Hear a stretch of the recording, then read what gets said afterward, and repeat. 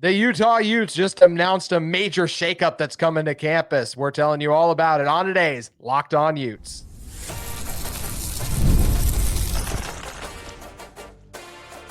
You are Locked On Utes, your daily podcast on the Utah Utes. Part of the Locked On Podcast Network, your team every day.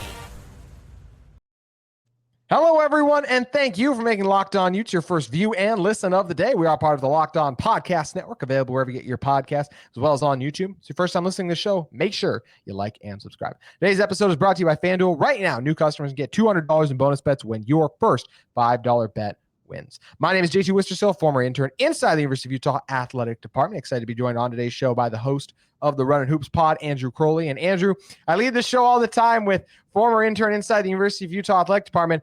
My old office I would use was a John M. Huntsman Center, which is what we are going to be discussing on today's show. A major shakeup that Utah announced, and the Utah men's basketball season is officially over. We'll recap it, talk about what's moving forward for the team, and the Big 12 announced some changes that'll be coming to next year's conference schedule for men's basketball too, so stick around at the end for that. But talk about the Huntsman Center. So there's this massive plan. President Randall has it about, hey, we're going to make these changes. We want to improve as a university. He even says in there, like, hey, we're trying to become more of a community campus rather than some of the commuter labels that have been put on Utah in the past. And I like the plan overall. A lot of the things look great. The one thing that just does bum me out is they're going to remove the Huntsman and they're going to relocate it, put it somewhere else. We call it the Huntsman, but it's, I mean, anytime you're going to put a new name on the same building, it's like the memories are what happened in that building. So it's going to be different and new. And I mean, literally, like, they're not even replacing it with like a basketball facility, the Huntsman. It's going to be something brand new. So I think, like, is this the right move? I guess I would have loved if they could have just done like renovations, but I understand that the arena is obviously outdated. It's 55 years old. So I get it, Andrew. What do you think about the decision? Yeah, there's only one Huntsman Center, right? And so when you think about historic, venues across all sports, the Huntsman Center certainly would rise to that level. And obviously it's got the history of, arguably the game in NCAA tournament history between Magic and Bird, which a lot of people have been bringing up. But yeah, I mean, I think you look at it, it's a bigger arena. It's older. I think they've tried to make some changes to it over the years. They replaced the Jumbotron or whatever we call those things now at center court. But I think there's a lot of issues with it. And so if you take nostalgia out of the picture, moving in this direction probably makes a lot of sense. Yeah, I mean, we always talk about like Magic and Larry played there in the Final Four. Well, I mean, Andrew, was that what? That was, I mean, easily over 30 years ago. Is that, I mean, it was probably closer to 50 years ago now, right? 45 years ago, 1979. Yeah. That's crazy. So that's what I mean. So that's where it's like, I don't want to lose the Huntsman. As like I said, I had my office up there a little bit back when I was an intern, like all those things. And I'm sure all of you have memories of taking your kids and just going with your family, or just the memories of watching some of these crazy games in the Huntsman Center. So that's where it's just a bummer. But as you're trying to evolve and become a perennial powerhouse in the Big 12, or just improve and be a better Big 12 team and program, it does feel like an updated venue could really serve this team. I mean, the curtains joke, I even see things in the comments, like people already making the jokes about it. I think it'd be good for Utah to shrink the capacity of the next venue as well, make it a little tighter, nicer too, with some of those renovations. I think it was Mason Madsen, Andrew, was talking the other day about how he really respected how rowdy of an atmosphere BYU was. And he's like, I would have loved to play in front of fans like that. It's technically a shot at Utah, but it's just a fact. I mean, we've heard so many players, and we know over the years, like, Utah is not one of the top, like, Big 12 just doesn't have one of the top fan bases, destinations, all that. So I think a new venue that tightens things up, makes it more of a rowdy experience, a more memorable experience for players and individuals to come into. Utah has a good home field advantage just because of the altitude adjustments that so many teams struggle to deal with. But if you could craft a venue that you sell out then to, or at least get closer to, and make it that more memorable for recruits as well, that could improve the program a ton, honestly. Yeah, I mean, we've seen other programs go in this direction. Baylor just did this. With its venue, which is now only like 7,000, I think, for a capacity, or maybe a little over 7,000. We've seen it in the NFL. Most folks that listen to my podcast know that I'm a Washington Commanders fan. When they built their new stadium back when I was in high school, it sat 93,000. Now it seats 65,000. I mean, so we're seeing, with the competition that these live events have with, the home experience, right? Like it just makes it harder for folks to want to go. If you don't have a great product, that hurts too. And so I think all of these things just kind of converge at the same time. And if Utah basketball or women's basketball or gymnastics has a problem with, too many people showing up, that's a good problem to have. It is, especially when it you'd rather have that be the problem than, hey, a couple times when we sell out, great, but sometimes it's a joke that we have to have curtains up and do things to try to hide that lack of attendance too. And no one would we love the Huntsman, but like if we remove that, like how many people would say, oh, that's one of the best basketball venues in the Big 12? Like not even talk about the crowd size, just the venue itself. Talked before about, there's been a lot of people, it's outdated, the concourse, the lack of space there. It can be difficult to move around and navigate too. So there's a lot of challenges that come with it. And look, this is something that will be sad when Utah does decide to do this. But also, Andrew, this is a long time down the road. There were a lot of changes that were announced. If you watch some of the town hall video or even just like scan through the plans and the images, you're like, well, these are huge. They don't even have a new location for the Huntsman picked out yet. So I feel like at least next year, if not 2 more years, Utah will call the Huntsman home. And I don't think we'll see a new arena until, I'm not a construction guy, but 2030 maybe at the earliest? It's a massive project. Yeah, I think 2030 is probably the earliest that you're looking at it. If it were a rush job, like what I don't even want to call what they did in the south end zone a rush job, because that took forever too. But if they got motivated, right, we could see something, maybe 2028, 2029. Yeah. I, like you, do not moonlight as a construction expert. You're gonna have to get somebody else on here for that. But yeah, I think it also maybe gives them an opportunity here for a little bit of a farewell tour to the Huntsman, maybe even to the point where, and I'm getting out in left field here, but bringing in some non-conference opponents that historically, they have played in the Huntsman, bringing in even like a New Mexico, do something with Indiana State and Michigan. Right? Like there are some opportunities here, I think, to really send this building out on a really high note. And obviously Alex Jensen coming in and sort of the, reinvigoration of the fan base is going to help. But yeah, it's going to be sad to see it go. But, when you think about bringing in something else that's going to be on campus, that's maybe a little bit more friendly to getting students there, getting fans there, creating kind of an entertainment district type thing where, you've got restaurants and bars and other things that, people can make a day of it or whatever, or an evening of it. I think it's going to make a big difference. Having better food vendors, swag, just all of that stuff. Right. And Utah has been in desperate need of a game day experience for its fans. And so this is something that I think takes them in a step in that direction. Yeah, I agree. I think that there's a lot of things that they would like to improve on as they try to usher in this new era in the Big 12, the new era of Utah basketball, and obviously just the university in general. A lot of these changes that Utah wants to make, making it more of a community campus, like that should lead to better student sections, shrinking the venue down. All of those things potentially could long-term lead to the growth of Utah. Let us know below, though, how you feel about the Huntsman Center and all its history. We'll definitely on a future show have to talk about, as I'm sure you will, Andrew, on yours, just all the great memories, like some of the best ones we've had in the Huntsman, too many to count, and some legendary games, too. We mentioned Magic versus Larry. That will forever be the Huntsman Center. So a lot to still discuss about this new plan. This extends to football, too, but obviously affects basketball the most. Speaking of basketball, the Utah men's basketball season is finally over. It has been a wild ride this season. We're going to talk about everything that has happened this crazy season in one moment.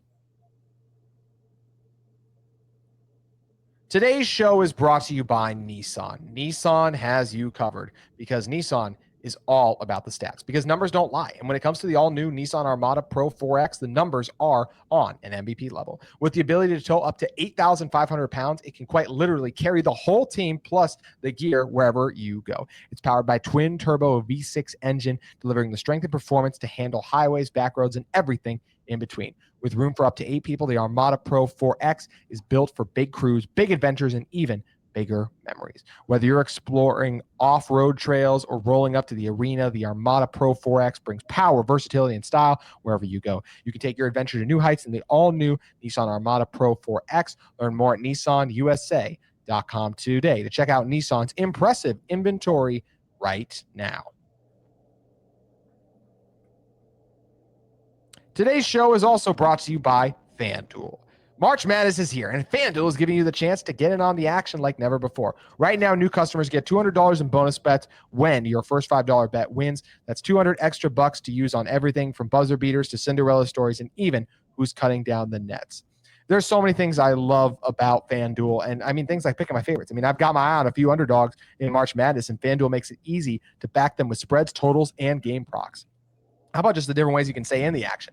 With the tournament games happening almost every day, there's always something exciting to bet on. Easy and fast, that's what FanDuel provides. It's simple to use, and when I win, I get paid instantly. No waiting around. You can visit FanDuel.com and get in on the college hoops action all tournament long. March Madness is here, the best time of year for basketball. NBA playoffs right around the corner as well, too. We got MLB season starting to get rolling. NHL, Utah Hockey Club still in action, too, so make sure you guys head over to FanDuel Sportsbook, the #1 sportsbook today. Andrew Crowley back with me here of the Running Hoops Pod. And Andrew, the Utah basketball season is over. I can still remember when Utah landed Ezra Sars, and it's like, how is this season going to work out? And Utah ends up the 11th seed and a disappointing loss to UCF in the NCAA tournament as well. So when looking back on this season, how will I remember it? Just messy. Bad losses on the road, some fun moments and wins at home, but even those derailed late by what I still consider to be an early firing. I think Craig Smith, even if, hey, were you going to let him go? Probably. But I just dislike the timing of, oh, hey, you beat Kansas, you beat Kansas State. A loss to UCF on the road, that's still tough. That's tough to win on the road, cross country. Just look at the history or just the recent history we've seen of these teams, and you move on from there. So I think Coach Smith deserved the right to finish out the season. Was it still in the best interest to move on from him after this year? Yes, I just believe he deserved the chance to say, hey, what if I can go on a run and take this team farther in the Big 12? That's what I didn't like about it. But like we said, just some disappointing losses, disappointing performances, some blowouts. The Houston game is all burned into our memories, obviously. So overall, just a messy year. That's how I look at this year. What do you think about it now that the story's complete? Oh, man. What a long, strange trip it's been. You know, I mean, even the 4 years, if you look at the 4 years of Craig Smith, right? I mean, it's just been wild. You know, they have their run to the NIT, you know, semifinals. Everybody's really excited. And then, of course, the departures just one after another. And then Craig kind of rallies and brings in a pretty solid roster. And we kind of think, okay, you know, there's a couple opportunities in the non-con, and we're moving into this league where if you can be at or near 500, you've got a chance. And, you know, it just never materialized in any meaningful way for this team all year long, whether it was, you know, minutes distribution, you know, getting the guys to, you know, your best players to play their best at the same time. Like, I'm not sure we had a game or very many where that was the case with, you know, the top 2, 3, 4 guys. And then, yeah, you know, the in-season firing, the, you know, the public comments from Mark Harlan. I mean, just everything. You know, they kind of go, you know, if you look at that UCF game as the turning point or the key point there where they fired Craig the next day, they were 1-5 from that game on in the, you know, the rest of the way. Yeah. And so, yeah, just a season that, you know, I think began with some promise, despite the fact that they were picked 16th.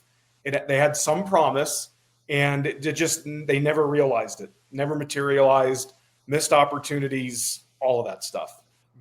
The only thing else, in some ways, they just because they got to 10 at one point, like that's where they did do some good things, but you're right, never materialized to be the best version of this group and this team. Andrew, you posed a really interesting topic, and you said it was honestly a take. I mean, an interesting take. Now that the season is over, knowing what we know, so many reports have come out about Utah and Craig Smith, the relationship. What do you believe should have happened?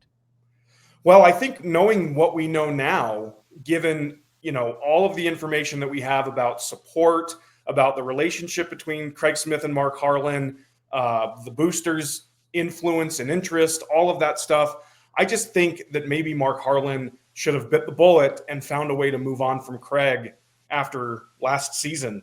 And that would have been controversial. They would have taken a ton of heat. The buyout would have been a couple $1 million more. They would have been coming off of a 22-win season. Like, nobody would have understood it. But all of the things that were happening beneath the surface just, to me, suggest that Craig was never anybody's guy that mattered, right? And in this modern era of NIL and booster support and all of that stuff, like, you've got to have the faith and the confidence of the people who are writing the checks. There weren't enough people willing to write checks for Craig Smith. And we sort of are in a position here where we've just had a 500 season and we've not made like any progress, as a program, outside of the fact that we finally got Alex Jensen on board, right? That's the silver lining here, is that they finally got Alex. Who knows if he would have been available, last off season. But I just kind of feel like, knowing what we know now, would it have been better to rip the Band-Aid off last off season? I think it may have been. That the fascinating part is there's lots of fascinating parts with that, and I appreciate you sharing that. Like Alex Jensen, I mean, they made a run to the finals. Like, they're right there. Does he want to leave that situation? And then that fast forward a year, Luka's not here anymore. Like, it's got a lot crazier. So how does that all play into it? I think it's really interesting what you bring up too. I think if I was Mark Harlan, I would have still not moved on from Craig Smith. I think he deserved this year. But like you said, also, Andrew, he just wasn't given the support. I mean, yeah, some of that on him, but even the reports about like everyone wanting Andre Miller as an assistant last, like, I get Craig not wanting that. Like, yes, could it have helped the team? Absolutely. But like, I mean, the fact, like, some of your top boosters are saying like, oh, let's just get Andre on, and then like a year from now, you can just replace Craig. If I'm Craig, I'm like, and I'm hearing that, I'm like, no, I don't want to do that then. I want to try to put something together with this team. And I've said many times before, I still think Craig Smith is a good coach. It just didn't work at Utah. Some of that's on him, some of the misses, and a lot of that still falls on the program as well. The fact that they didn't just want to support him as well, even some of them from the start, what we've heard, because he wasn't their guy. It wasn't who they wanted. So I still think he deserved another year. And I think you're even saying too, like, in terms of like what Craig had done, like maybe you should have given one. But knowing what we know now in terms of like, hey, if you're not going to get the support, then just kind of going into a lame duck season, that's where I totally see your point. I still would have given Craig an extra year, but it is tough, Andrew, because obviously this team regressed. We knew they were likely to regress. You feel like you give a coach 4 years to let him try and make things optimistic, and it would have been a very divisive decision to let Craig go last year, because half the fan base, maybe even more than that, wanted him gone after this team failed to make the NCAA tournament too. So what a complex situation, and this season played out in crazy fashion. And then it ends up being one of the fastest coaching searches we've ever seen, because they knew they wanted all along too, to your point. Yeah, I mean, I think it just kind of speaks to an overall sort of, I don't know what you'd say, like an unhealthy, situation in the athletic department, right? Specific to this program. And I know that other programs have it worse. I know that other coaches have it worse. And to your point, there are some things that Craig Smith did that he probably regrets on some level, that he wished he'd done differently, whether it's interaction with boosters, recruiting misses, or guys he did or did not take. All of that stuff plays into it. If you're going to do things your way, if you're going to be stubborn, if you're going to say, hey, I'm running my program the way I want to run it, you have to be right. And that has to manifest itself in wins and losses. And it just didn't. And so he just never was able to. I mean, even when you look at the non-conference, you had a lead against Mississippi State, you had a lead against Iowa. You had some opportunities here to build some faith and confidence from the fans, and the results just always sort of came out the same, with the exception, obviously, of a couple of those big wins. Yeah, I mean, the fact that you look at, if I had told you going in the Craig Smith era, he's going to beat Kansas State, and Arizona, you're probably feeling, oh, okay, and BYU several times. You're like, oh, this is probably going pretty well. And it's like, well, there's going to be some really bad losses mixed into it, and there's going to be a lot of struggles on the road as well. So, and that's why at the end of the day, I arrived at the decision like, hey, I would have moved on from Craig Smith too. I just think he deserved an opportunity this season for some of the positive things, and deserved the opportunity in the tournament. Andrew, really quick, I think this team, like I said, they're 16-16 right now. if Craig Smith stays on, I think Utah, well, they still beat Arizona State. They lose to Arizona. They beat West Virginia. I do think this team, I'll say they beat UCF.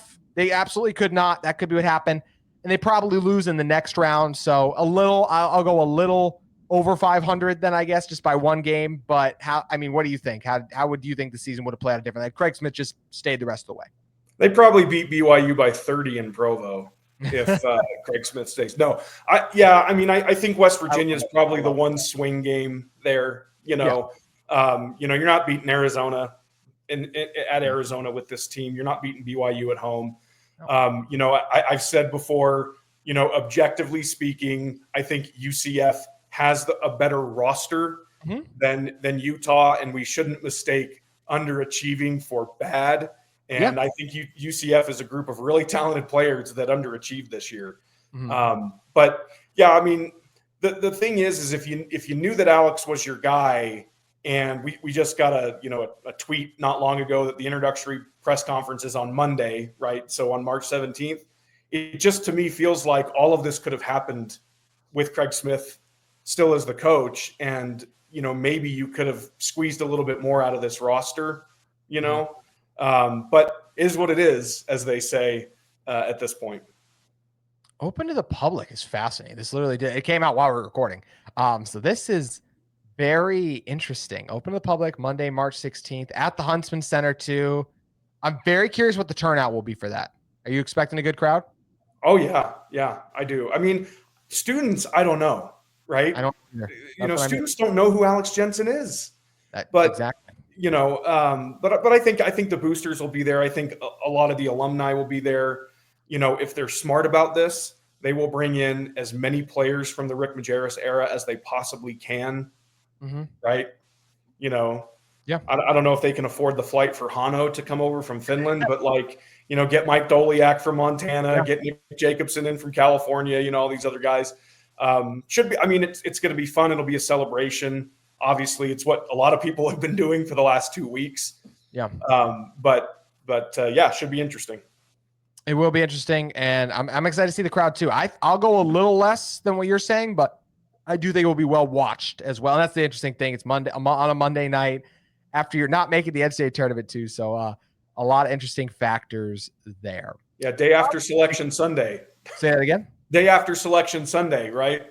Yes, a good opportunity to say, don't worry about that whole NCAA tournament thing. We got our guy. Yeah.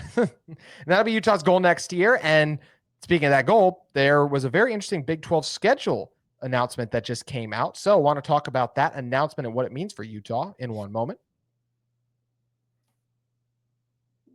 Today's episode of Locked On Utes is brought to you by our friends at Monarch Money.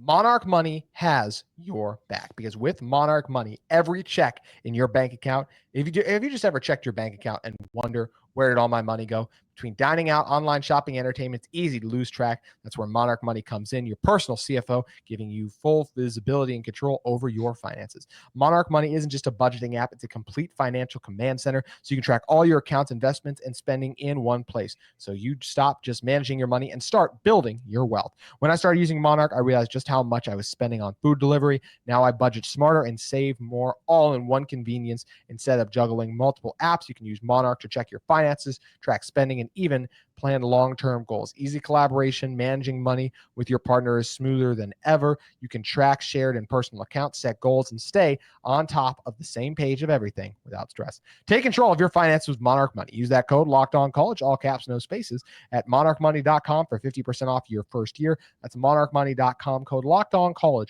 for half off your first year, all caps, no spaces, Locked On College, to head over and start using Monarch Money today.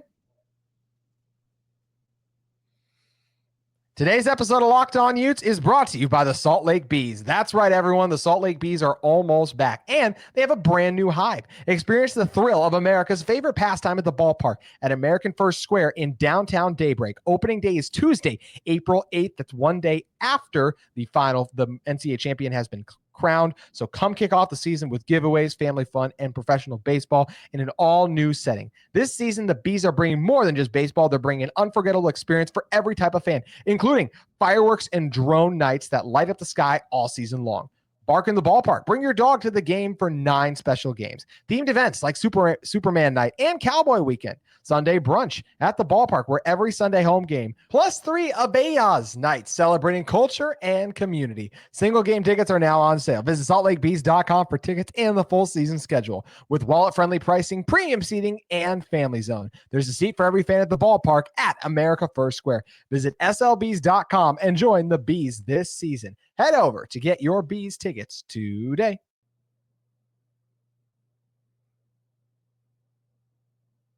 All right, Andrew Crowley back with me here, writing it down. Andrew, really quick because of what we mentioned.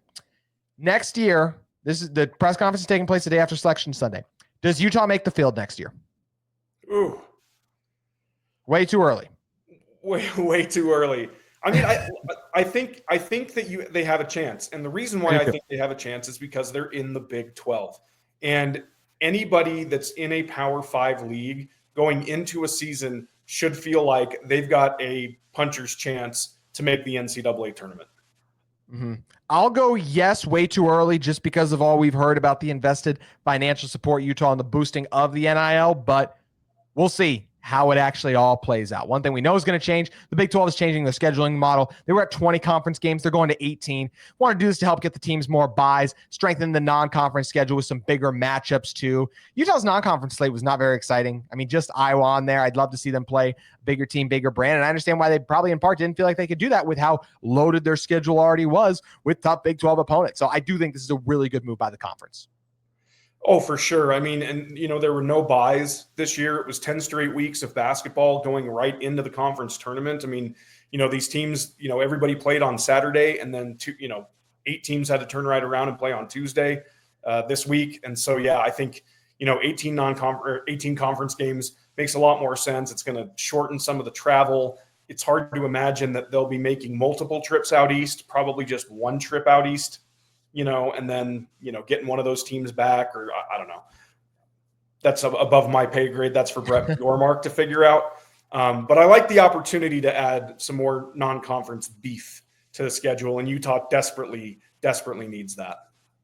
Indeed, they do. The Utah basketball program desperately needs a lot of things, if we're being frank, if they want to get to where they need to go. We'll see if Alex Jensen can do it. We just got the word of the introductory press conference broke while we were recording. So always like when the timing matches up, just like always like when our timing matches up, Andrew, so you can make an appearance on this show. You always do a fantastic job. Thank you so much, my friend. Please let everyone know where they can head over and find all of your great content.